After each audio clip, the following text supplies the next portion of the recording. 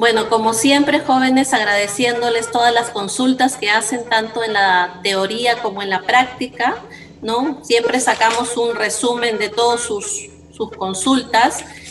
La gran mayoría de ellos, al menos en la parte de teoría, bueno, hay un buen grupo de alumnos que dicen no necesito que me expliquen más porque la clase ha sido muy entendida.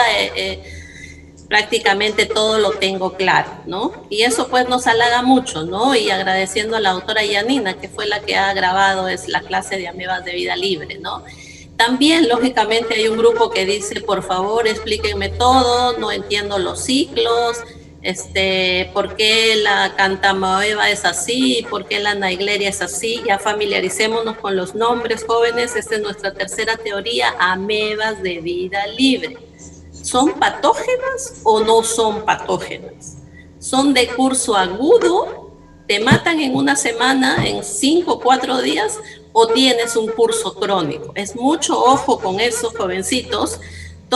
La experiencia que deben de tener ustedes como futuros médicos, conocer la anamnesis del paciente. Hay mucha sintomatología que es similar a otros cuadros. Se dan cuenta la labor ardua que ustedes van a tener y todo el criterio que necesitan para poder resolver esos casos, ¿no? Ya han leído sus lecturas, asumo. ¿Cuál es la lectura que se ha tratado en la tercera semana? A ver por el chat si pueden, han leído su tercera lectura. ¿De qué se trata la tercera lectura de teoría? A ver si por el chat podemos poner sí o no. Todo ese material tiene que ser revisado, jovencitos. ¿De qué ha tratado la tercera lectura de amebas de vida libre, de la teoría? ¿De qué ha tratado la tercera lectura de la parte práctica? Gabriel Ordóñez, excelente, Gabriel Ordóñez. A ver si en algún momento pues nos animamos Ahí dice, a alzar Carlos la mano. dice, se trata de uno de los casos clínicos de acantamoeba, de una, Raiza dice lesión cutánea. Lesiones Okay. cutáneas, dice Romina. Muy bien. Muy bien, Romina. Ahora vamos a hablar en la práctica, Romina. Te voy a preguntar. Mentira. Muy bien, ya ven cómo ya estoy conociendo a mis alumnos, mis grandes doctores, porque eso van a ser, ¿no? Grandes doctores. También vamos a responder las preguntas sobre métodos directos e indirectos empleados para el diagnóstico de parásitos, ¿sí? García Gavilán, buenos días, doctor, excelente, gracias. Entonces, en los métodos directos e indirectos, brevemente ahorita les explico porque tenemos más para hablar. Directos yo veo. Marisa, un ratito, antes de comenzar, podría, hay cosas más básicas que lo que de métodos directos que estuve leyendo en las consultas de los chicos, ¿ya? Por ejemplo, había un pedido de que pudieran aclararles la diferencia entre lo que es un trofozoito, un quiste y un flagelado. Yo estoy entendiendo que están tratando de entender esto de Naegleria, ¿no? Pero para aclararles los estadios, ¿no? En el caso de los protozoarios, los trofozoitos son los estadios vegetativos.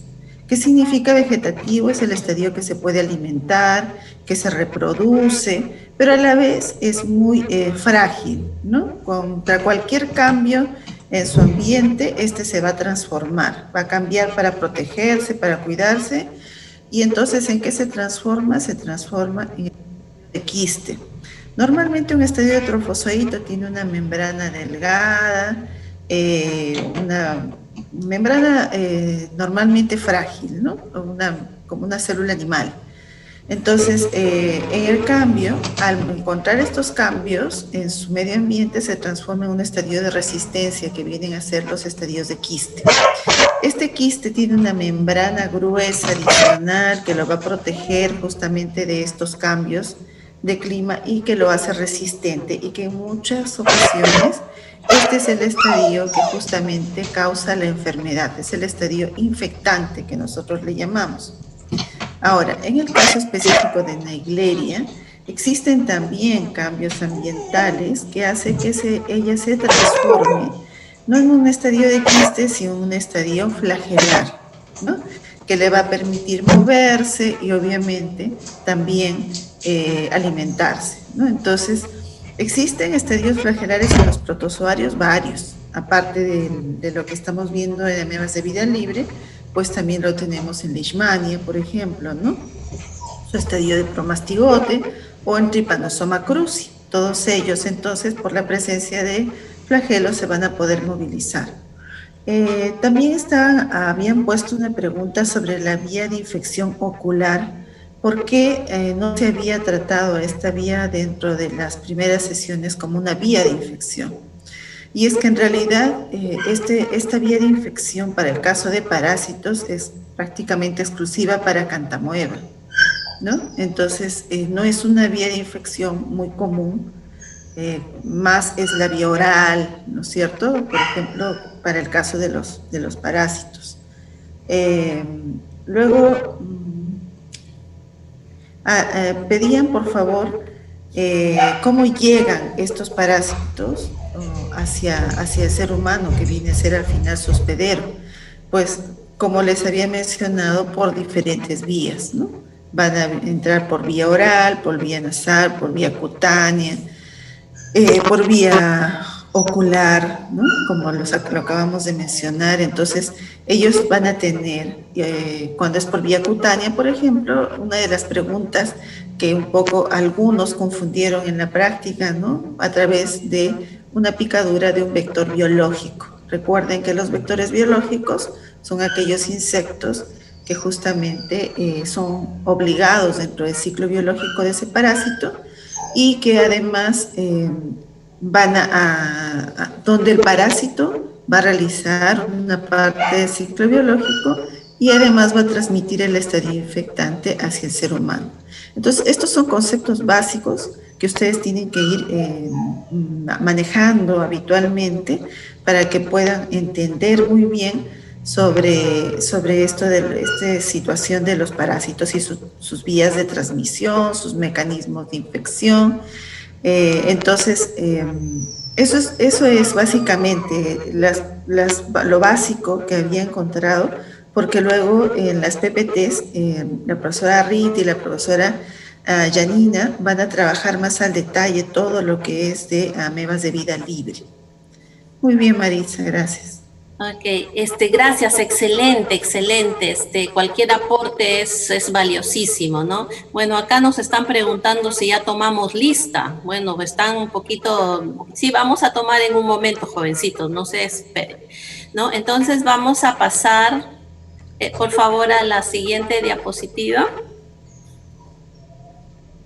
Ok, esta es una pregunta, a ver por el chat. ¿Cuántos de los 330 casi participantes que tenemos han revisado su aula virtual? A ver, por el chat. ¿Qué tenemos en cada sincrónico que hacemos? Colocamos un PPT en el aula virtual para enriquecer más lo que se ha observado, ¿no? Uy, se fue. Apagué mi cámara sin querer. A ver. Sí. Gabriel Romina dice que sí. Perfecto. Excelente, jóvenes. Siempre vamos a tener hoy en la noche a más tardar la virtual y ustedes tienen que revisar, ¿no? Para enriquecer más. ¿Qué hemos puesto en el sincrónico? Por favor, la siguiente. Ok. Nosotros hemos puesto estos estadios de parásitos, como ya la profesora Gina mencionó, en la parte de los protozoarios. Básicamente vamos a hablar de estadio de quiste, ya explicó la profesora Gina qué es, y de trofozoito. Pero ojo que hay un grupo de protozoarios que son coccidios, ¿ah? Coccidios que son oportunistas en pacientes VIH, donde nosotros vamos a ver otro estadio que es el ooquiste. Ojo, apunten en sus cuadernos, la diferencia de un trofozoito, de un quiste y de un ooquiste es totalmente diferente, ¿sí? En estos, yo ya he terminado de revisar todos mis informes y prácticas de la 1 y de verdad estoy muy gratamente sorprendida porque de la cantidad de parásitos que ustedes han colocado y los tengo acá con las personas que han expuesto, ¿no? Porque en sus PPT también en la parte de abajo estoy viendo que colocan quién está hablando, ¿no? Y muy bien, hay jovencitos todos prácticamente que empiezan a exponer saludando al docente, diciéndoles yo me llamo tanto, esto es mi grupo de trabajo, excelente jóvenes, muy bien. Estamos aprendiendo mucho. Entonces ahí yo he visto que han hablado pues de giardia, de entamoeba coli, de blastocistis, de ascaris lumbricoides, de tenia, de trypanosoma cruzi, de toxoplasma. Han abarcado prácticamente todo el curso, ¿no? Han hablado de fasciola, que es una teoría que la vamos a tener en la 7ª teoría, pero ustedes ya la han hablado. Y eso es lindo, ¿no? Eso es muy bueno. Han puesto el ciclo biológico. Ojo que ahí la mayoría, espero equivocarme, pero creo que tienen un apunte, ¿no? Y lo están leyendo, ¿no? Porque hay algunos que se equivocan y de ahí retroceden y comienzan a leer de nuevo. Bueno, les pediríamos que traten pues de no leerlo, ¿no? Tienen que aprender, ustedes tienen que practicar y también ahí se está notando el trabajo en equipo porque 2 diapositivas lo habla una persona, las otras 2 lo habla otro y así, ¿no? Pero tenemos que aprender lo que estamos diciendo. Están hablando de cosas muy buenas, terminología como por ejemplo sensibilidad, especificidad, reproducibilidad. Son cosas que bueno, estoy entendiendo que ustedes saben lo que están diciendo, ¿no? Algo que me ha sorprendido también es que este es un parásito que se llama giardia. También el tamaño, jovencitos, miren el tamaño, ¿no? Y también su microscopio virtual, asumo que lo están leyendo, ¿no? Pero en giardia, ¿no? Han terminado con la conclusión de que giardia se transmite sexualmente, ¿no? ¿Alguien está dibujando algo? ¿Nos quiere decir algo? ¿Un che? ¿Una botita? Sí, soy yo, Maritza. Estaba colocando donde estoy hablando del tamaño. Perfecto, muy bien. Entonces ahí la profesora Rita pues nos está diciendo que tengamos cuidado con el tamaño, ¿no? Pero ahí lo que me ha sorprendido es que dicen que es de transmisión sexual, giardia lamblia. Bueno, si conocemos todo el ciclo, probablemente se dé por transmisión sexual, pero no es una vía que siempre se da. Blastocystis hominis, ¿no? A ver, profesoras, si tienen algún aporte, solamente me indican, por favor. Pero en Blastocystis hominis también pues me ha sorprendido que en un grupo me diga de que para evitar tener blastocystis yo tengo que cocinar bien la carne. Que si no quiero tener blastocystis, tengo que evitar comer pescado, comer ceviche tan rico, que nosotros como peruanos nos encanta. Jóvenes, hasta donde yo sé, no tiene nada que ver el pescado, ni nada que ver cocinar bien la carne con blastocystis. A ver si me estoy equivocando, corríjanme por favor. Me ha llamado la atención esa parte, ¿no? Seguimos, por favor.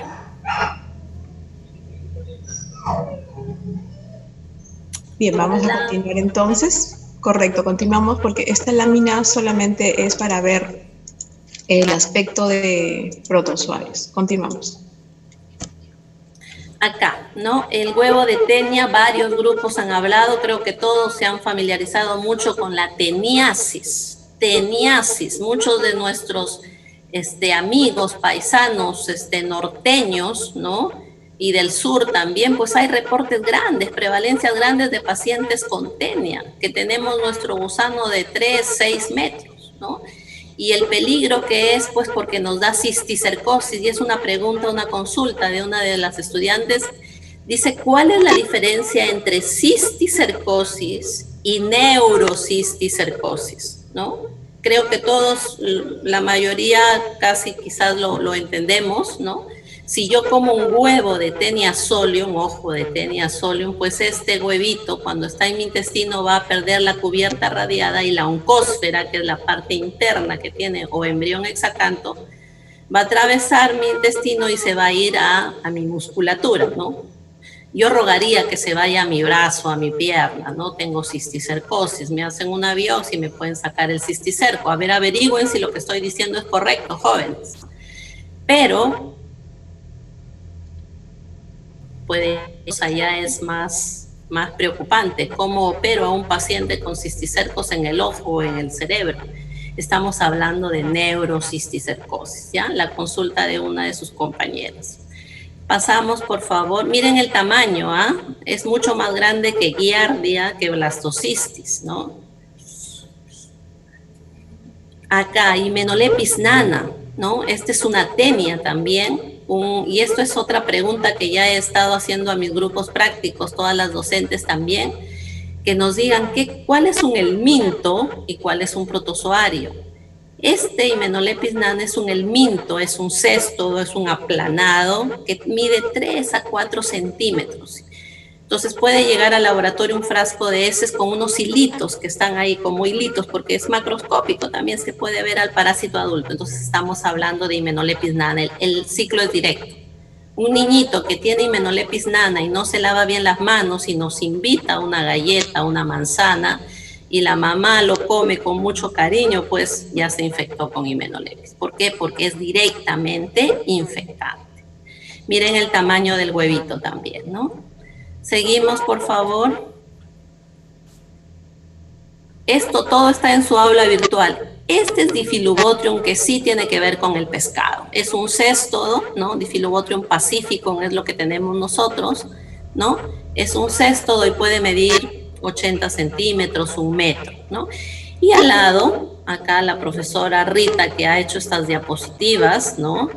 Está colocando fasciola hepática. Miren el tamaño de la fasciola hepática. Los alumnos en la parte presencial, en práctica, este era el huevito que todo el mundo entendía en la primera práctica, ¿no? La forma de fasciola hepática. Y hay grupos que han hablado del mecanismo de acción en su primera entregable de exposición sobre fasciola hepática. Y asumo que ese grupo se sabe el ciclo de fasciola de arriba para abajo, ¿no? Asumo eso. Fasciola hepática lo podemos tener los humanos, pero también los animales. Ojo, también los animales. Ciclo heteroxénico. Ya sabemos qué cosa es ciclo heteroxénico, ¿no? Seguimos, por favor. Acá, esto es el popular ascaris, ¿no? Repasen, por favor. Seguimos, por favor. Acá, los anquilostomidios. También, no, en mi grupo nadie ha hablado de anquilostomidios hasta el momento. No sé si en el grupo de la profesora Rita o Gina, ¿alguien ha cogido estos parásitos? Ok. Todavía bueno, excelente. Entonces, brevemente les explicamos. Esta es una parasitosis que mayormente está en la selva. Los adultos de estos parásitos miden aproximadamente 1 centímetro. ¿Eh? Son muy chiquitos. Están en nuestro intestino delgado, ¿no? Y el paciente no tiene uno, tiene 20, 30, 40 parásitos. Y cada uno de estos parásitos, pues su mecanismo de acción es que nos va a quitar la sangre, digamos, ¿no? Entonces una de las sintomatologías de los signos es la anemia, ¿no? Nadie ha tocado este parásito en los mecanismos de acción, pero es muy importante, ¿ya? 1 centímetro aproximadamente, miren. Seguimos, por favor. Maritza, una cosa adicional que quería mencionarles era sobre el método que podemos utilizar para diagnosticar todos estos protozoarios o huevos del mitos que acabamos de mostrar. El método más sencillo, más económico, más utilizado en los hospitales y en las clínicas va a ser el método directo simple, que lo hemos hablado ya durante la sesión práctica, pero aún todavía existe esta duda y seguramente por la bibliografía que revisan. He visto que revisan mucho páginas web en vez de revisar fuentes bibliográficas, ¿no? Científicas en todo caso, seguras, que confunden mucho que el Lugol colorea, ¿no? Y cuando alguna pregunta les hemos puesto cómo es el método directo simple, utiliza Lugol y un colorante, han puesto que el que lo colorea en realidad es el Lugol. Entonces ahí estamos teniendo nosotros cometiendo un error, ¿no? Recuerden que en el método directo simple, chicos, el uso de la solución salina, el porcentaje de sal va a permitir en una muestra realmente emitida recientemente poder observar los organismos que exactamente, ahí ya me puso Evelyn, es de contraste nada más, muy bien, ya se adelantó. La solución salina me va a permitir ver solamente el movimiento cuando la muestra emitida es fresca y llevada rápidamente al laboratorio. Pero el UGOL lo que hace es darme el contraste que acababa de escribir Evelyn.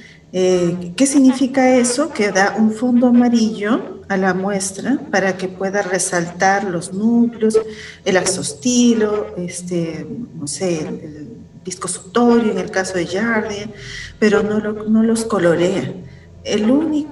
La única estructura, porque ni siquiera es a todo el parásito, sino la estructura que colorea el UGOL va a ser la vacuola glicogénica de Yodamueva bushli, y por eso es que este parásito lleva ese nombre del yodo, de la afinidad al yodo, y ustedes muy bien por sus cursos de primeros semestres saben que el UGOL colorea los carbohidratos. Entonces, por esa razón es que únicamente va a colorear. Eso es agregar, Maritza, gracias. Perfecto, excelente, excelente. Acá veo que están preguntando en el chat y dice anónimo, no sé si eso es correcto, ingeniera Casaño, no tienen que estar siempre con el nombre ahí los estudiantes. Sí, es correcto, doctora, deberían poner sus nombres y apellidos. Perfecto. Bueno, vamos a contestarle a estas dos personas anónimas, ¿no?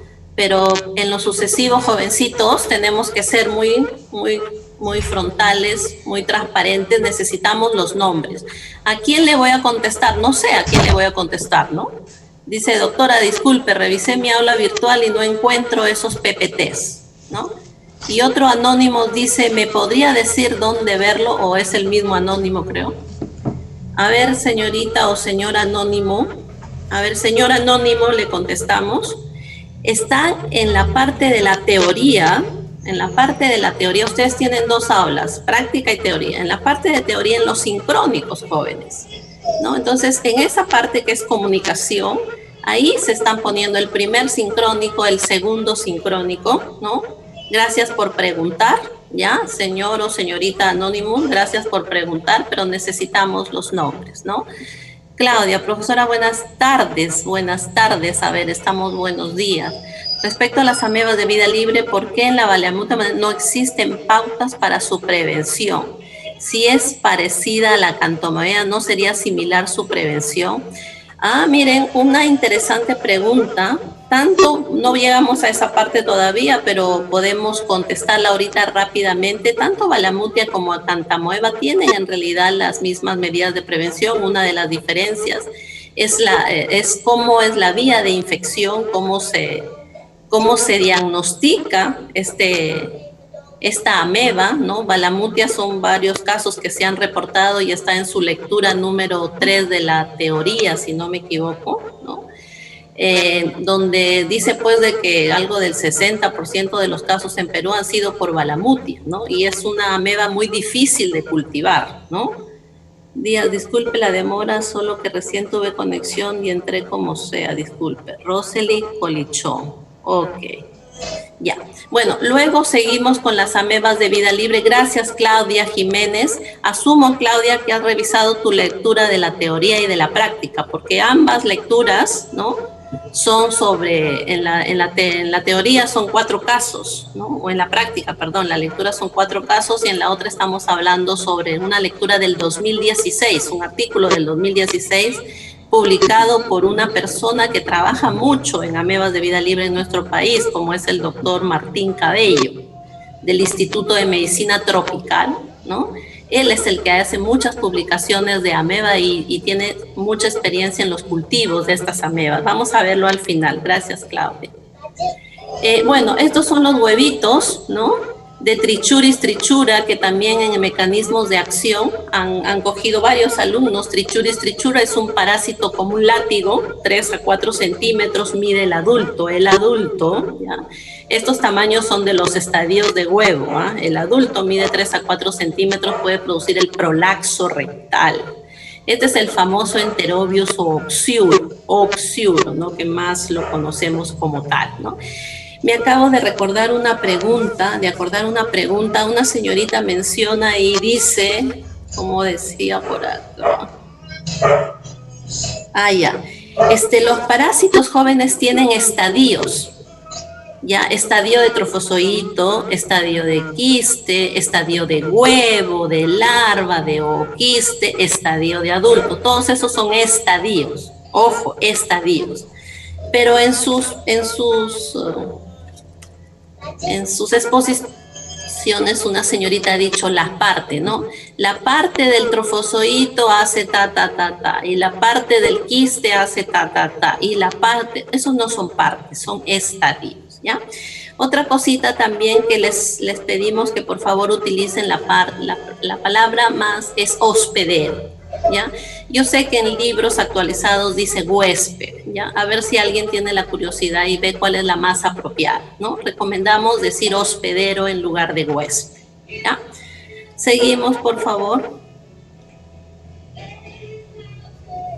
Ahí está, este es Strongyloides stercorales, es un nemátodo también prevalente en la selva que ingresa por la piel, ¿ah?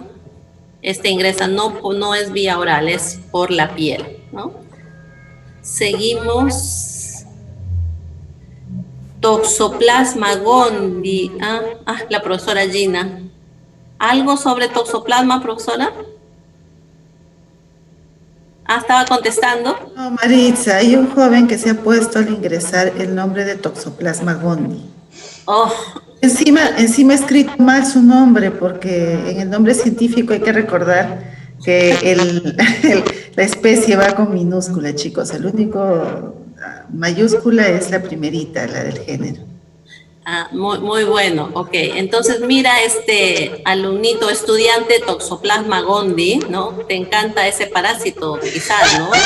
Pero podrías poner tu nombre, pero mira, gracias a esto que nos has dicho, la profesora Gina nos recuerda, y eso lo tenía apuntado, y gracias, los nombres científicos en las exposiciones, en los informes, están mal escritos, jóvenes, ¿ya?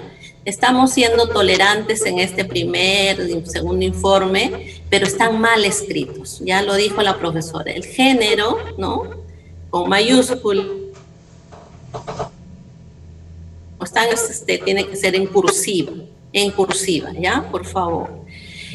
Bueno, esta diapositiva la hemos colocado porque jóvenes, en la parte presencial los alumnos dibujaban su pool de parásitos, su mezcla, eso quiere decir pool de parásitos, ¿no?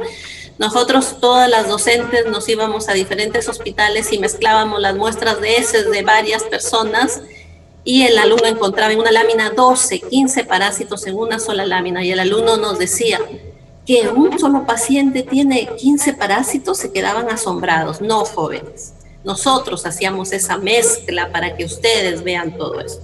Pero no estamos muy lejos de la realidad, porque en la selva, jóvenes, 4 o 5 parásitos se encuentran en una sola persona, ¿ya? Y los alumnos dibujaban, ¿no? Y les decíamos a escala. ¿Qué cosa quiere decir a escala?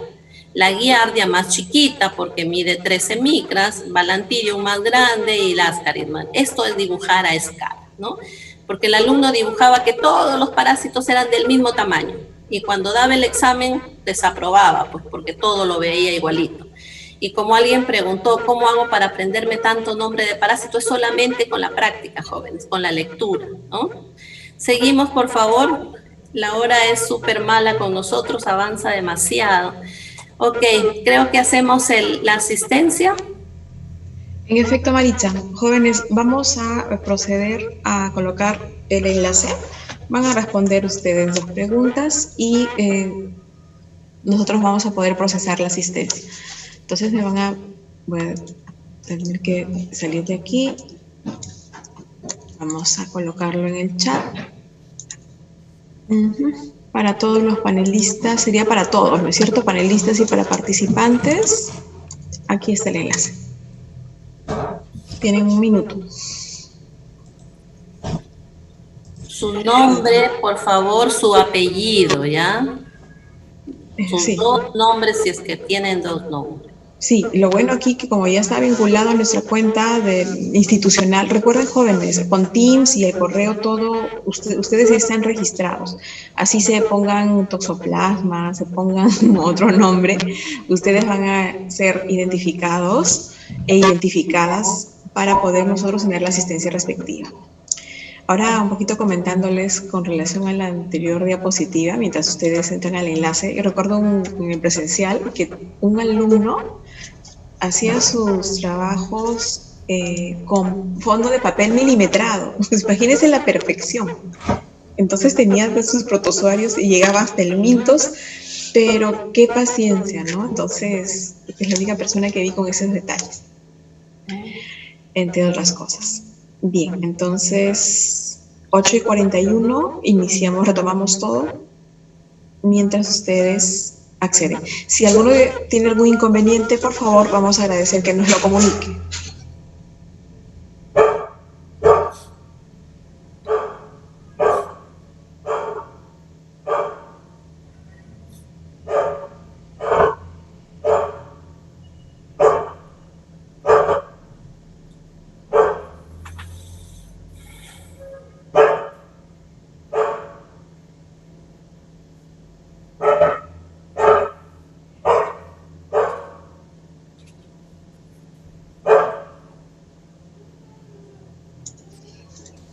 Muy bien, jóvenes, creo que todos estamos bien. No hay nada en el chat. Me parece que no, ¿no es cierto? No, no hay nada en el chat. No, acá dice, doctora, disculpe, me parece que no puedo dar ese formulario. Mari Pacheco. ¿Que le salió algún mensaje, Mari Pacheco? Sí, dice que no, me parece que no puedo dar ese formulario, dice. A ver, ¿ha copiado bien la información?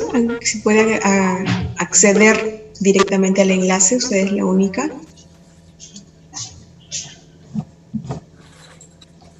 Mari Pacheco, si no, por favor, para escucharle y prende el micrófono. No hay nada, dice. Doctora, disculpe, me aparece que no puedo dar ese formato. No hay nada. No, y Dayana dice, doctora, no hay nada, dice. Pero es la única que tiene ese problema, ¿no? No le sale nada, dice a Dayana y a Mari Pacheco. Podemos apuntarle No su nombre en todo caso, ¿no? ¿O qué podemos hacer ahí? Claro, sí. Como un mensaje que no tengo permitido, dice. Pacheco. Ingeniera Casaño, ¿usted sabe esto al respecto? ¿Por qué pasa eso, ingeniera? Nosotros vamos a tomar nota y colocar en el Excel respectivo, pero deberían todos estar en óptimas condiciones, ¿no? Ahora, jóvenes, de pronto Dayana o Mari nos dicen si les ha pasado algo similar en otra ocasión.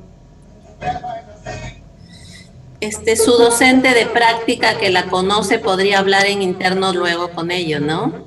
Fácil, ya pasó el tiempo. Dice que ya pasó el tiempo, entonces, gracias, Cristian. Es un trome en informática, Cristian, ¿no? Muy bien. Ayúdanos, Cristian, por favor, porque nosotros somos nuevas con esta tecnología. Bueno, al menos yo. Doctora, disculpe, le escuché su pregunta, pero a medias. No le entendí muy bien. Sí, lo que pasa es que hay dos señoritas jóvenes que están diciendo que no pueden ingresar al format. Es porque acabó el tiempo, ¿no? O otra cosa. Puede ser, o de repente no están dando de la forma adecuada al link, el clic, ¿no? Ah, ok. Tienen que esperar que aparezca la manito como hipervínculo, si no, no va a poder ingresar. Ok. Bueno, Cristian Montoya dice fácil, ya pasó el tiempo que le dio el enlace. Ok, Cristian, gracias. Qué lindo, Cristian. Bueno, entonces vamos a continuar con la presentación. Ricardo Arroyo se está adelantando a preguntas de la parte final. Un protozoario anfizoico. A ver, las amebas de vida libre se dicen anfizoicos. ¿Por qué? A ver, por el chat. A ver. Alfredo Bernuy está alzando la mano o se le fue la manito, Alfredo.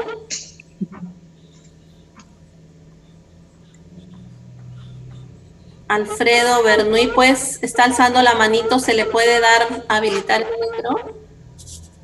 Hola. 2 participantes han alzado la mano. Sí, estoy viendo, doctora. A ver. Causa enfermedad y están en vida libre. Muy bien. Alfredo Bernuy para hablar. Tiene habilitada la función. Hola, profesora. Hola, Alfredo. Se le dice así porque puede infectar tanto animales como a personas. Y bueno, también a veces pasa de un animal a una persona. Alfredo, a ver, gracias por participar, Alfredo, excelente. Estás tú definiendo zoonosis, ¿correcto? Lo que estamos preguntando es anfizoico. Yo, doctora. Hola, Alfredo. Pensé que era lo mismo. No, pero excelente, Alfredo. Estamos para eso, estamos para aprender. Alfredo, gracias por participar. ¿Me permites hacer este comentario? No, miren, jovencitos, ahorita estamos en una etapa de aprendizaje, ¿no? Y acá nos podemos equivocar. Y yo diría que hay que equivocarnos no mucho, por supuesto, ¿no? Pero no podemos equivocarnos cuando ya somos médicos y estamos leyendo una historia clínica en un hospital, ¿no? Hay cosas muy fuertes, muy duras, que lo voy a decir, me duele mucho, pero lo voy a decir. ¿Cómo es posible que un médico no lea bien la historia y opere a un paciente y le corte una piernita en lugar de cortarle la otra? Jóvenes, eso no puede pasar, ¿no? El médico tiene que estar totalmente concentrado en leer la historia clínica. Entonces, hay que equivocarnos ahorita. Gracias, Alfredo, de verdad, muchas gracias. Mira todo lo que nos permites aprender con esta leve confusión, ¿no? Un poquito confusión, estamos en la tercera teoría y es todo aceptable. Lo que has dicho es zoonosis, anfizoico es lo que están contestando tus compañeros. Sí, yo iba a decir eso, doctora. Eso, ni haber llenado. Ok, ¿alguien más, por favor, quiere decirnos algo? A ver. Acá, Edson Flores. Buenos días, profesora. Quisiera saber si fuera posible subir la grabación de la reunión, ya que en el aula solo está. Bueno, jovencitos, esto de acá no estamos autorizados. Gracias por la consulta. En todo caso, a nivel de su delegado general, no sé si pueden hacer una solicitud, la verdad no lo sé. No estamos autorizados en pasar esta grabación, ¿ya? Gracias, Edson, por la consulta. A ver, jóvenes, nuestro enemigo, el tiempo. Bueno, acá también vemos que estas son las amebas, ¿no? Intestinales, entamoebistolíticas, que es la única patógena. Vamos a verla en la sexta teoría, pero ya varios de ustedes han hablado, ¿no? Han hablado, puede producir una determinada enfermedad, patología en el humano, ¿no? ¿Cómo lo diferenciamos? Pues tenemos que hacer coloraciones, y esto es lo que decía la profesora Gina, ¿no? Que hay parásitos en los cuales con un examen directo con salino y con Lugol no lo podemos diferenciar, entonces hay que colorear, ¿ya?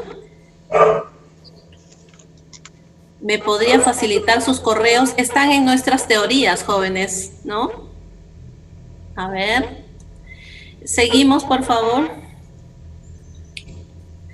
Estos son coccidios, ¿no? Son también protozoarios, pero miren, son muy pequeños, son oportunistas en pacientes VIH y hay que hacerles una coloración que es el Kinjo o Schill-Nielsen modificado, ¿no? Seguimos. Acá había una pregunta también, no sé si, profesoras, a ustedes también les ha llegado, ¿no? En el cual que decía, ¿en qué casos tengo que hacer solo frotis y en qué casos tengo que hacer gota gruesa? Esa era la consulta. Jovencitos, tenemos unos protozoarios que son hemáticos, en el caso de Plasmodium, que produce la malaria. La técnica GOL estándar, ¿no? Que se usa, hasta ahora nadie la ha destronado, es la gota gruesa y el frotis, ¿no? La zona endémica en Iquitos, los laboratorios, ahí no es que yo hago gota gruesa y después hago frotis, no, se hacen los dos, ¿no? En una misma lámina, como están viendo acá, gota gruesa y frotis. ¿Qué es lo que lee primero el biólogo, el microbiólogo? Primero lee la gota gruesa, ¿no? En la gota gruesa hay más cantidad de sangre y podemos ver si hay parásitos, pero no lo vemos con claridad, ¿no? Están todos amontonados ahí. Entonces, cuando yo veo que hay parásito en la gota gruesa, recién yo leo el frotis. ¿Y por qué yo leo el frotis? Porque ahí yo voy a ver las estructuras, la morfología de cada estadio del parásito, no de forma, ni de parte, como dicen algunos en sus exposiciones, son estadios del parásito. Yo puedo decir, este es Plasmodium vivax, Plasmodium falciparum, Plasmodium ovale, ¿ya? Eso es. Maritza, antes de que pases, justo quisiera aprovechar esta presentación. Hay una Amelia Serrate está preguntando si podríamos explicarle sobre el ciclo heteroxeno y el ciclo monoxeno. Y tal vez este caso de Plasmodium nos puede servir para explicar a uno de ellos, ¿no? Por ejemplo, en el caso de Plasmodium, utiliza a Anopheles como su hospedero biológico. Y como su ciclo biológico lo cumple en dos organismos, o sea, en el insecto, en el Anopheles y en el ser humano, entonces posee un ciclo heteroxeno. En cambio, aquellos parásitos que todo su ciclo biológico lo realizan en un solo huésped, como es el caso, por ejemplo, de Cyclospora cayetanensis, entonces a ese tipo de ciclos se les llama ciclos monoxenos. Espero les haya quedado claro, chicos. Otro ejemplo más, ¿no? Acuérdense de la tenia, pues de nuestra famosa tenia, ¿no? El estadio larvario está en el cerdo, ¿no? Tenia solium, y el estadio adulto está en el humano. Son dos hospederos, heteroxeno. Ascaris lumbricoides. No necesita un chanchito, una vaca, no. Está en uno solo. Eso es monoceno. ¿Ah? Ok, entonces esto está claro, ¿no? Siempre en los protozoarios hemáticos hay que hacer una gota y hay que hacer un frotis, ¿no? Vamos a ver más adelante Trypanosoma cruzi, en los cuales también se puede hacer este tipo de análisis, ¿no? Seguimos, por favor.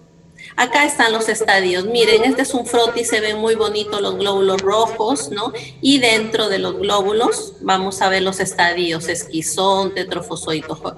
Miren, jóvenes, todo lo que se tiene que leer en láminas de malaria. O sea, las personas que leen estas láminas pues tienen un ojo prodigioso, ¿no? Porque cada estadio es muy difícil, y los alumnos en la parte presencial también sufríamos con los alumnos nosotros para poder identificarlo, ¿no? Seguimos, por favor. Uy, ya son. Ok, esto lo vimos antes, seguimos, son tejidos de una madre con chagas. Estos son los métodos, jóvenes, muy atentos para su práctica del día de hoy y algunos grupos el día de mañana. Ustedes van a aprender ahí cómo se hace un ELISA, una inmunofluorescencia, un Western blot, un PCR. Todos nosotros les vamos a explicar. Esas son las preguntas que han liderado esta semana, ¿no?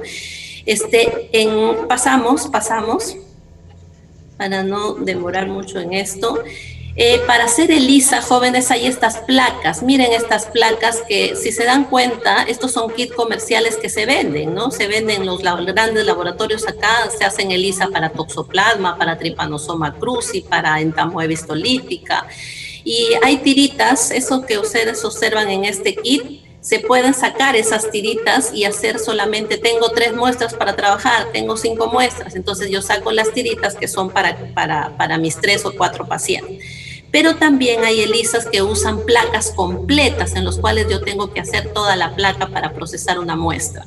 Ojo, jóvenes, que estas pruebas son para detectar anticuerpos, y si yo quiero detectar anticuerpos, lo que pongo en la placa es un antígeno. Estoy nuevamente, les menciono, gratamente sorprendida en estos segundos entregables de exposiciones. Hay alumnos que me han hecho unas exposiciones muy bonitas. Me han hablado de un ELISA directo, indirecto, de un competitivo, de un anticuerpo monoclonal, de un policlonal puesto en la base de la placa. Pongo la muestra y de ahí pongo otro anticuerpo. O sea, me han hablado de una terminología que ustedes están aprendiendo, porque hay que unir inmunología, hay que unir microbiología y parasitología. Todo tiene que ver, jóvenes, todo tiene que ver. Y estamos haciendo todas las bacterias y los parásitos en sincronio. Ustedes en este momento están haciendo bacterias del tubo digestivo. Cuando hagamos del sistema nervioso vamos a coincidir también. También menciono que han hablado algunos en sus exposiciones sobre coproelisas. Escuchen, apunten, coproelisas. ¿Qué cosa es copro? Heces. Entonces yo por un método de ELISA también puedo detectar yo los antígenos de un parásito. Por ejemplo, Yo puedo detectar anticuerpos de personas que tienen teniasis o cisticercosis, pero yo también puedo detectar por ELISA si hay antígenos o si hay residuos de la tenia en las heces de un paciente. Eso se llama copro-ELISA, ¿ya? Entonces, repito, si quiero detectar anticuerpos, yo pongo antígeno en la placa. Y si quiero detectar antígenos, yo pongo anticuerpo en la placa, ¿ya? En la parte práctica se les va a explicar mejor. Seguimos, por favor. Acá están los pasos. Esto está muy bonito, se va a explicar ahora en la práctica. Se les va a dar algunos links porque las prácticas son pues solamente para resolver consultas. Se les va a dar unos links y ustedes también revísenlo, por favor, ¿no? Entonces, en la placa, miren, acá yo quiero detectar anticuerpo. Entonces, yo en la placa pongo el antígeno. Por ejemplo, quiero detectar anticuerpos para Toxoplasma gondii, ¿correcto? Toxoplasma gondii, que puede estar en mi cabeza, me puede ocasionar toxoplasmosis encefálica en pacientes VIH y yo quiero ver si ese paciente tiene anticuerpos. Entonces, en la placa de ELISA yo pongo el antígeno, o sea, el parásito mismo, al parásito, ¿no? Preparado, sonicado, etcétera. Luego pongo el antígeno, luego pongo el anticuerpo que viene a ser el suero del paciente y luego pongo otro anticuerpo pero marcado con una enzima. Y un sustrato también que me va a permitir un cambio de color. Eso se va a leer en una lectora de ELISA. Eso vamos a ver en la práctica. Seguimos, por favor. Este es inmunofluorescencia, se usan estas láminas, también hay inmunofluorescencia para Toxoplasma gondii, entonces en estas laminitas se pone el antígeno, luego se pone el suero del paciente y luego se pone unos anticuerpos, pero en este caso marcados no con enzimas, sino fluoróforos, y se observan en un microscopio de inmunofluorescencia y se va a ver así, como su mismo nombre dice, fluoresciente. Entonces acá se van a poner anticuerpos marcados con fluoróforos. Seguimos. Acá el Western blot. Cantidad de preguntas sobre cómo se hace un Western blot, ¿no? Jovencitos, cuando uno hace un Western blot, primero tiene que elegir contra qué, ¿no? Digamos contra cisticercosis, sigamos con más familiarizado con todos, ¿no? Lo que yo tengo que tener para diagnosticar cisticercosis es que tengo que tener primero el antígeno en este caso del cisticerco, de la forma larvaria de la tenia. Hago ese antígeno del cisticerco y lo paso por un gel de poliacrilamida, que van a ver hoy en la práctica también, ¿no? Por un gel de poliacrilamida, ¿no? ¿Alguien le gusta la repostería? A ver, jovencitos, hay chefs, grandes chefs ahora, muchos de ustedes harán repostería, tal vez les gustará. Entonces, cuando uno hace repostería hay un colapiz, ¿no? El colapiz que se pone en agua caliente, bueno, yo soy malísima en repostería, ¿no? Y comienza pues como a hacerse muy débil ese colapiz. Así es la poliacrilamida, jóvenes. Entonces, sobre eso nosotros ponemos el antígeno y como en ese gel muy lábil no podemos trabajar, se pasa a un papel de nitrocelulosa. Una vez que todo el antígeno está en la nitrocelulosa, luego yo enfrento al suero del paciente con ese papel que tiene ese antígeno. Luego le pongo también un anticuerpo marcado con enzimas también y luego pongo un sustrato y se van a observar estas banditas, ¿ya? Entonces, si yo utilizo papel de nitrocelulosa, estoy hablando de un Western blot, ¿ya? Ok, seguimos, lo vamos a ver en la práctica también. Ok, y esto, jóvenes, hay exposiciones, porque como les digo, ya empecé a revisar las exposiciones de la práctica 2 y hay personas que están exponiendo sobre cisticercosis y están mostrando estas figuritas. Aprovecho en decirles, jóvenes, por favor, en sus exposiciones tratemos de poner otras figuras. Ya, porque hay grupos que están poniendo las mismas figuras que nosotros colocamos en las teorías, las están poniendo en sus exposiciones. Jóvenes, hay cantidad de figuras de Western blot, ustedes pueden buscarlas, ¿ya? Entonces, tratemos de innovar en nuestras exposiciones, no pongamos lo mismo que el profesor ha puesto en su clase teórica, ¿ya? Entonces, Western blot es tener el antígeno en un papel de nitrocelulosa, enfrentarlo al suero del paciente, luego poner otro anticuerpo marcado y un sustrato que nos va a permitir ver estas bandas. A ver, hay chat por acá, listo, de nada, no hay nada. Ok, seguimos, por favor. Acá, esto también ha liderado las preguntas, todos desesperados porque quieren saber cómo se hace un PCR. Pues volvamos nuevamente al ejemplo de Toxoplasma gondii, ¿no? Ya hay exposiciones, les digo que Toxoplasma gondii, nosotros somos intermediarios de este parásito, jóvenes. ¿Qué es un hospedero intermediario? Nosotros solamente no vamos a tener al parásito, digamos, no vamos a eliminar las partes sexuales de este parásito, solamente lo hace el gato. Nosotros vamos a tener a los quistes en nuestra musculatura cargados de bradizoitos, ¿no? Que cuando estos se activan, se van a producir taquizoitos y van al cerebro, ¿no? Los pacientes con toxoplasmosis encefálica, y esa es la lectura de la cuarta teoría, su lectura es toxoplasmosis encefálica. Léanlo, ahí hay casos clínicos muy interesantes, muchos de ustedes van a ser neurólogos, y ustedes necesitan saber cómo yo sé que mi paciente tiene toxoplasmosis encefálica. Quizás tiene una tuberculosis, quizás tiene una toxocariasis, quizás tiene una enfermedad de Chagas, quizás tiene una amebiasis por una ameba de vida libre. Todo lo crítico que tienen que hacer ustedes para dirigir el diagnóstico. Entonces ustedes van a decir, sáquenle una muestra de sangre, analicen el suero, sáquenle una muestra de líquido cefalorraquídeo. ¿Qué van a buscar en ese líquido cefalorraquídeo? Háganle una tomografía, háganle una resonancia magnética. Entonces miren toda la gama de pruebas. Lógicamente el paciente no tiene para pagar todas esas pruebas, ¿no? Entonces hay que hacerlo más dirigido. Una de esas pruebas es hacer un PCR, ¿no? Un PCR para buscar el ADN del parásito que está en el líquido cefalorraquídeo del paciente. Entonces se extrae el líquido del paciente, ¿no? Una punción. De ese líquido se extrae el ADN, vamos a aprender también ahora, hay muchos métodos de extraer ADN. Luego que extraigo el ADN, voy a hacer mi PCR, le voy a poner Taq polimerasa, le voy a poner primers, ¿no?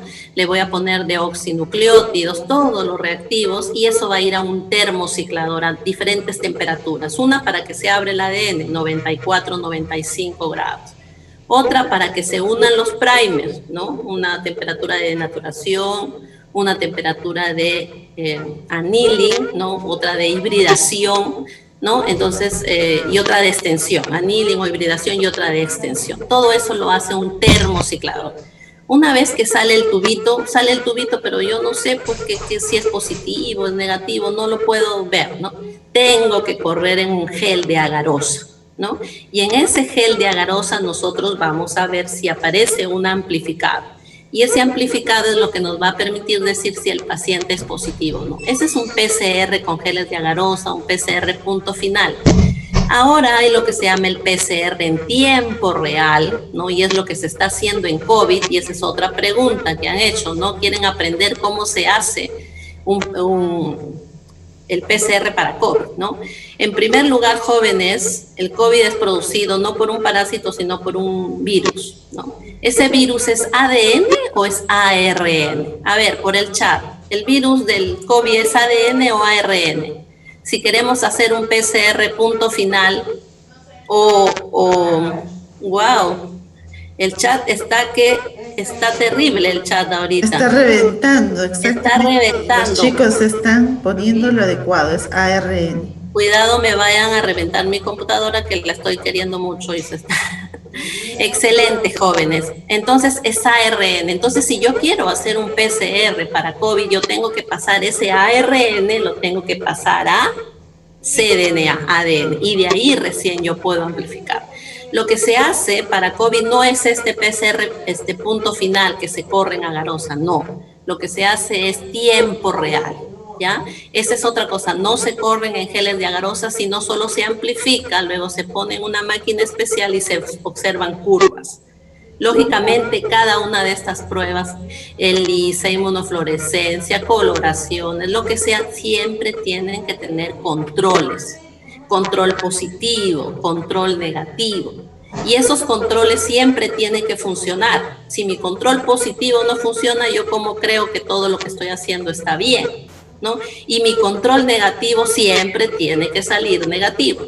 Hago una prueba de tiempo real y mi negativo me salió positivo. No sirve, pues. Todos mis resultados no sirven, ¿ya? Entonces, todos los lugares en nuestro país que están haciendo COVID, ¿no? Están haciendo COVID, el Ministerio de Salud o gente entrenada tiene que estar yendo a esos lugares a hacerles el control de calidad. Ok, tu positivo, ¿cómo te ha salido? Esa es la curva del positivo, perfecto. ¿Cuál es tu negativo? Es eso. Si esos controles funcionan, todo lo que están haciendo está bien. Pero si no, terrible, estamos mal, ¿ya? Yo asumo que esos supervisores están haciendo una ardua labor y los resultados que tenemos son bien, ¿no? ¿Podemos pasar, por favor?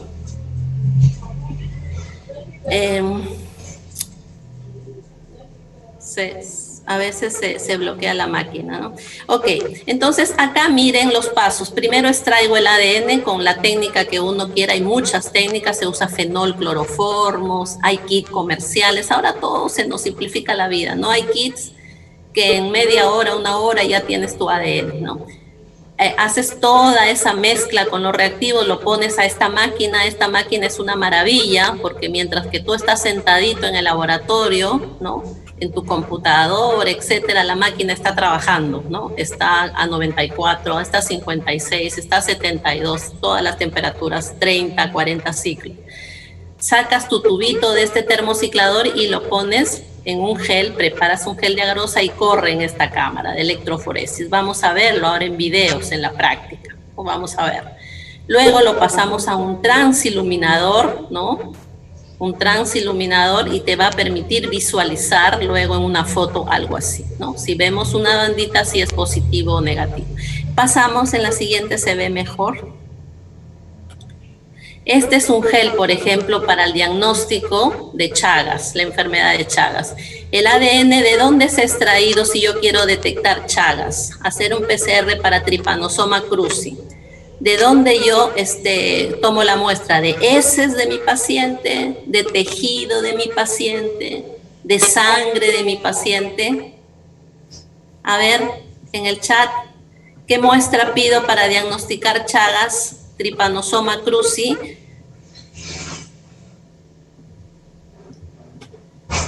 Uy, estos chicos están súper, ¿ah? Creo que estos chicos nos van a dar clases a nosotros, ¿ah? Wow. Aquí dice Raiza Fernanda. Muy bien, jóvenes, de sangre, efectivamente. Tenemos a una madre embarazada, ¿no? En el cual nosotros como médicos les hemos hecho un seguimiento a esa señora, ¿no? Y decimos, es una madre chagásica, o sea, tiene anticuerpos, o hay que tener cuidado con esa señora porque al momento de dar a luz, de repente le va a pasar el parásito, ¿no? A través de la sangre infecta la placenta y el niñito va a salir con Chagas congénito. A ver, ¿ese niño va a tener síntomas o no va a tener síntomas? Lo penoso, jóvenes, es que ese niño no va a tener síntomas cuando nace. Va a nacer feliz de la vida. El problema va a venir después.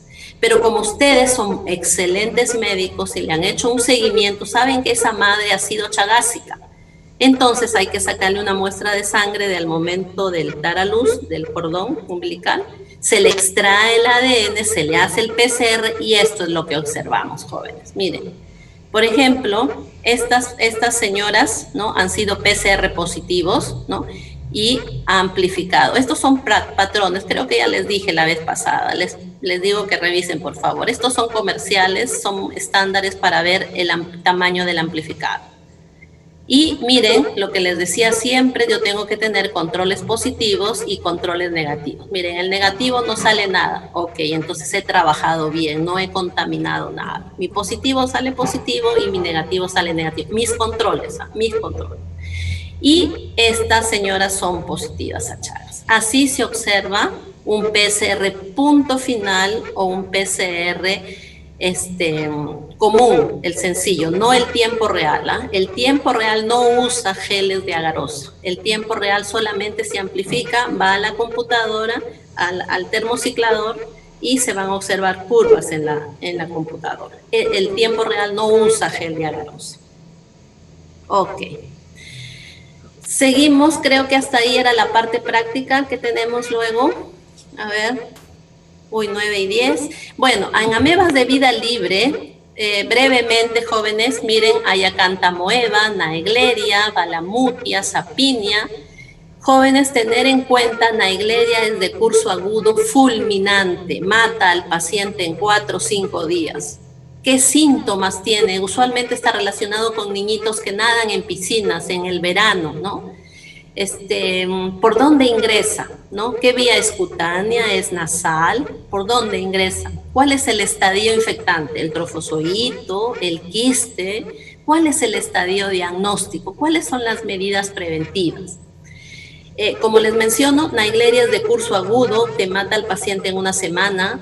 ¿Habrá suficiente tiempo para formar anticuerpos?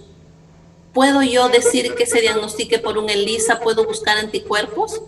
Acantamoeba es diferente que naegleria. Acantamoeba sí tiene un curso crónico, ¿no? Y pueden haber heridas en la piel, ¿no? Puede haber acantamoeba en el agua San Luis, perdón, no quiero decir nombre, en el agua embotellada que tomamos, puede haber en los equipos de los hospitales, puede haber en las macetas. ¿Cuántos de nosotros nos gusta la jardinería?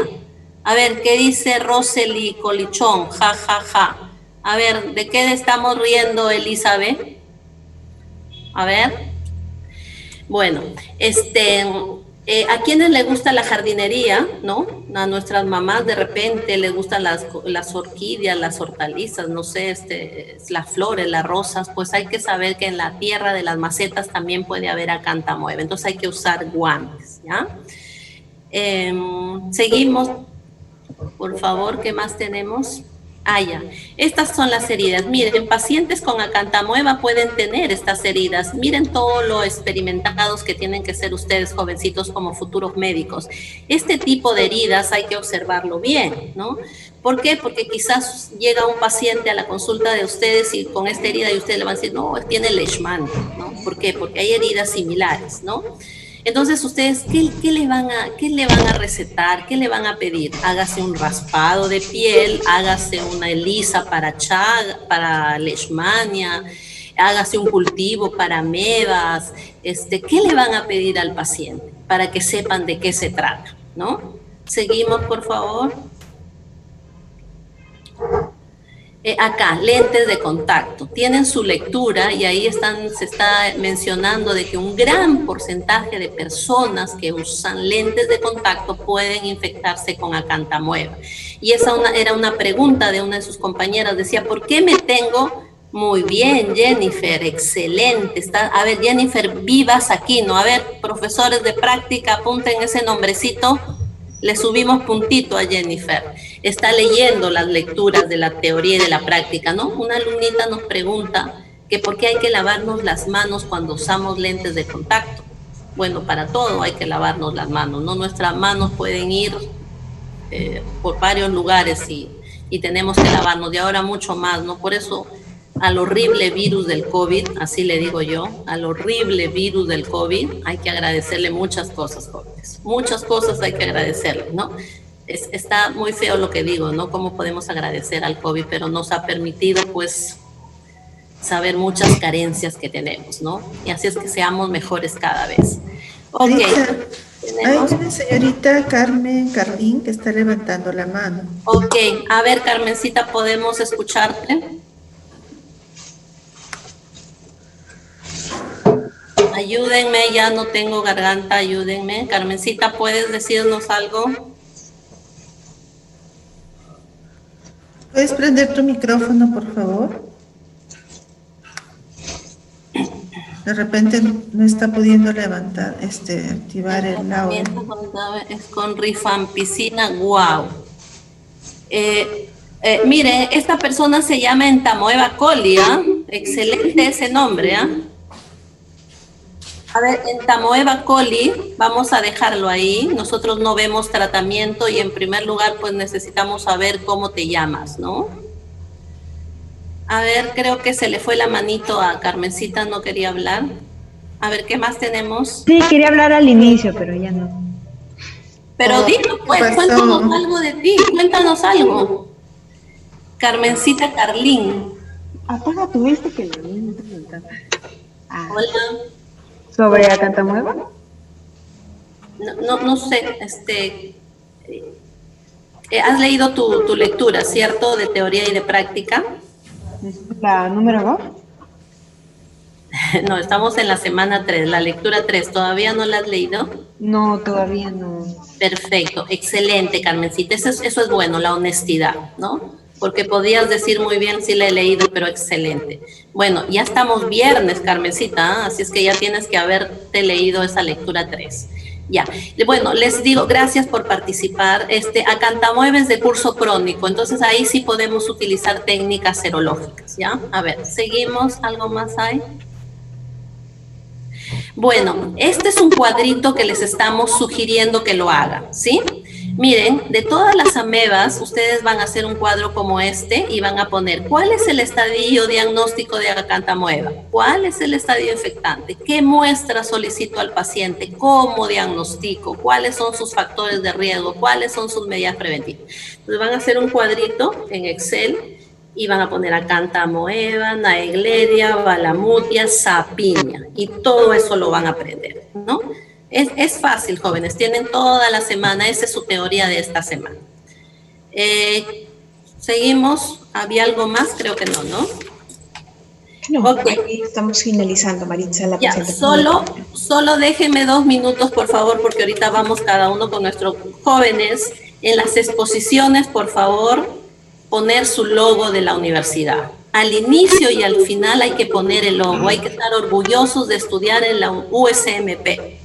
A cualquier lugar que vayamos a hacer una tarea, una labor, cuando hagamos nuestro internado hay que ir con nuestro mandil, con nuestra tremenda insignia que diga soy de la USMP y soy buen médico, soy buen estudiante, ¿ya? Los logos al inicio y al final de sus exposiciones y de sus informes, bueno, más que todo de las exposiciones. En los informes, ahí por favor solamente de esas 10 preguntas de los informes, solo poner ahí. Pregunta 1, ¿es verdadero o es falso? Y 3 o 4 líneas justificando. Digo que es verdadero porque Digo que es falso por Pero hay que colocar si es verdadero o es falso. No pongan toda una carátula con la respuesta 1. No es cantidad lo que pedimos. Escuchen bien, no es cantidad, es calidad de información. Calidad de información. Por favor, referencias bibliográficas. Hacen excelentes exposiciones y no hay ninguna referencia al final, por lo menos 3 referencias, bien escritas esas 3 referencias. ¿Por qué? Porque yo agarro y busco esa referencia y yo también aprendo, ¿no? Porque hay referencias que yo no las tengo, entonces nos ayudamos, ¿no? Los parásitos con letra cursiva, hay que ver su aula virtual siempre, hay que ver el aula virtual. Los grupos de práctica, ustedes tienen grupos de 4 personas y excepcionalmente de 5 personas. En los grupos de práctica, jóvenes, cuando entran a su grupo de práctica, ustedes tienen que ver ahí en el Team o en el Zoom si todos sus integrantes están ahí. Porque todo ese grupo es como uno, ¿ah? Uno. Yo trabajo con María, con Pedro, con Juan, ok. Entonces yo cuando entro al grupo, yo tengo que, mira, está María, está Pedro, está Juan. Oh, no está María. Ok, ¿por qué no está María? ¿Se enfermó? ¿No tiene conexión? Informar a su profesor. Todo ese grupo es una persona, ¿ya? Entonces hay que preocuparnos de que todo ese grupo esté en la práctica, ¿ya? Bueno, jóvenes, por mi parte, un súper abrazo como siempre. Acá había algo. Una pregunta para ustedes. Alguien en la exposición dice, los parásitos se pueden guardar para hacer estudios posteriores. Los parásitos se pueden guardar para hacer estudios posteriores. Les dejo con esa preguntita. Otro dice, las pruebas inmunológicas son reproducibles. ¿Qué cosa es reproducible? ¿Ya? Esas preguntas las dejo. Ok. María, otra cosita que quería comentarles. Ha habido una alumna que preguntó sobre cómo puede escogerse los antígenos. para estas pruebas inmunológicas, ¿no? Entonces, yo le comentaba a esta señorita que justamente los antígenos se escogen de acuerdo a la mejor respuesta que puedan tener en el análisis, ¿no? Por ejemplo, para el caso del diagnóstico de hidatidosis, el antígeno del quiste hidatídico, del líquido hidatídico proveniente de un quiste de oveja, tiene una mejor respuesta inmunológica que de repente de otro tipo de animal, pero si es de humano es mucho mejor, ¿no? En el caso de fasciola, los antígenos de excreción y secreción, por ejemplo, ¿no? Entonces, va a ser dependiendo de la mejor respuesta o de la mejor claridad de bandas que se muestren en el diagnóstico, si es Western blot, o en la mejor reacción antígeno-anticuerpo que pueda generar. Entonces, han hecho estudios comparando diferentes tipos de antígenos justamente para poder escoger cuál de ellos resulta mejor en el diagnóstico. Eso era, Mario. Gracias, Gina. Excelente. Profesora Rita, ¿algo? Sí, sabe, de todo lo expuesto, quisiera dividirlo en tres partes. Es cierto que nos vamos a la práctica, ¿correcto? Pero de pronto, jóvenes, hay tres momentos. Mucho se está viendo lo que es la observación directa. Han visto los quistes, huevos, trofosoditos y están diferenciando. Luego tenemos otro momento, también en la historia, que vienen a ser las pruebas inmunológicas, ¿correcto? Hematoluminación, inmunofluorescencia, ELISA. Y estamos avanzando en la sensibilidad, y de ahí llegamos a las pruebas moleculares, ¿no? Entonces, un poco ese es el camino que se está recorriendo y ustedes van a tener pues el criterio de saber cuál solicitar, con cuál cuenta su institución de salud, pero lo más importante es que ustedes hagan la interpretación adecuada de los resultados y que se vayan entrenando en todo. Súper. Ok, entonces, a las 9:30 nos conectamos cada uno con nuestro grupo, unos es por Team, otros es por Zoom, así es que ya todo lo que es la práctica, jóvenes, directamente con su docente, ya cualquier duda directamente con su docente, esa es la vía, ¿no? Luego, ya si es teoría o es algo más grande la práctica, bueno, me pueden escribir.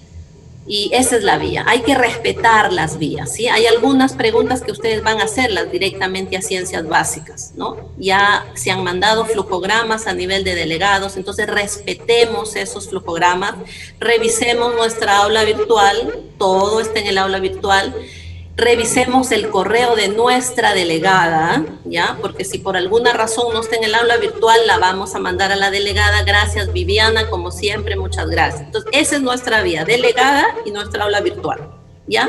Otras cosas, ya ustedes saben sus flujogramas. Ok, bueno, muchísimas gracias, ingeniera Casaño, está por ahí, como siempre. Sí, doctora, sí, les estoy escuchando, Sí, doctora. valiosísima su ayuda, excelente. Gracias, doctora. Creo que terminamos, ¿no? Ok, Sí. tenemos 10 minutitos para respirar un poquito y entramos a las aulas para prácticas, ¿ok? Gracias. Chao, Nos vemos, gracias. chicos, hasta un Nos momento. conectamos. Gracias. Buenos días, hasta luego. Buenos Gracias, ingeniero. Muchas gracias a todos.